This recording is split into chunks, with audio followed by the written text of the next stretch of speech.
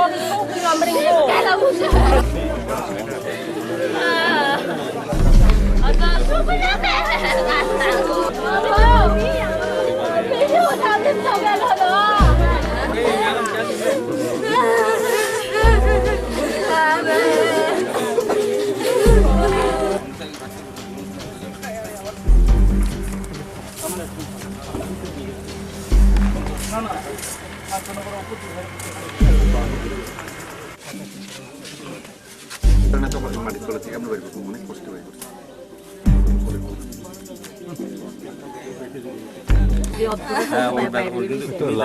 দেখাইতে লাগবে তো ঠাকুর নিয়ে গেছে ঠাকুরের কাছে বলো হ্যাঁ এরে ভালো রাখো এরে দেখতে লাগবো তো আর তুমিও ডাক্তার দেখো এরও ডাক্তার দেখাতে লাগবো কেমন শুধু এটা পুরানো যাইতো না কেমন আমার এই মুখ্যমন্ত্রী মধ্যে পাঠাইছে এখানে এখন তুমি তোমার ডাক্তার দেখো এই ভালো থাকো ওর তো আর কিছু মানে করার নেই ওকে আর কিছু করার নেই ওরে ভগবান নিয়ে গেছে তুমি সরকার থেকে তোমার 4 লক্ষ টাকা দিব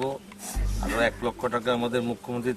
ত্রাণ তহবিল থেকে তোমাকে দেওয়া হইব কেমন 5 লক্ষ টাকা দিব তোমার এটা নিয়ে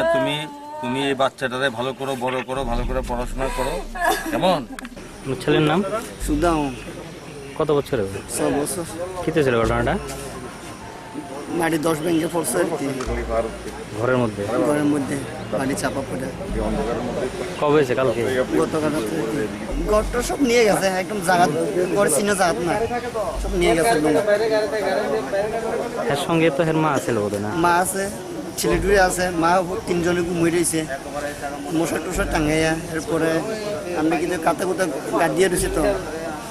যে সময় 10 মিনিট ভাঙ্গা বসে এত করতে হইতে না যে সময় চাপ পড়ছে তখন তো লুঙ্গা যাই পড়ছে ঘর বাড়ি সব নিয়ে বাচ্চা ছেলে ফুটফুটে একটা ছেলে বয়স মাত্র 6 বছর সুদাউ মগ মা এর ছোট বাচ্চা ঘরের মধ্যে এইভাবে মাটি চাপা পড়ে তারা পুরো পরিবারই মাটির নিচে ছিল একজনের তো আর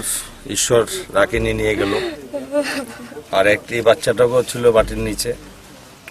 অনেক কষ্ট করে সবাই মিলে বের করেছে এরও যথেষ্ট ব্যথা মাথাতে এটা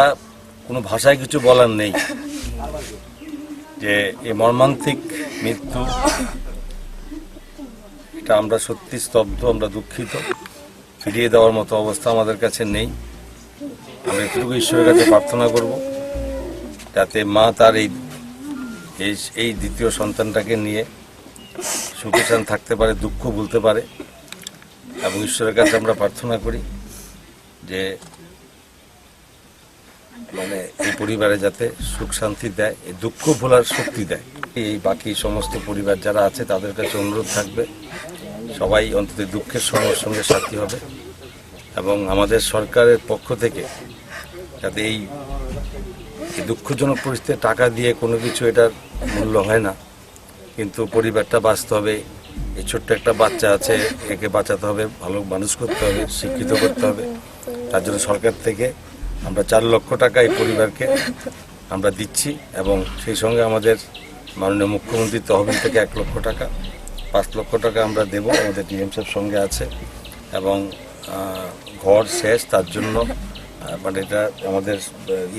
সরকারের পক্ষ থেকে 95,000 টাকা ঘর বাবদ আমরা দেবো এই 5,95,000 টাকা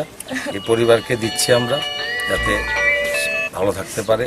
দুঃখটা ভোলার জন্য বাকি পারিপার্শ্বিক যারা আছে তারা দেখবে।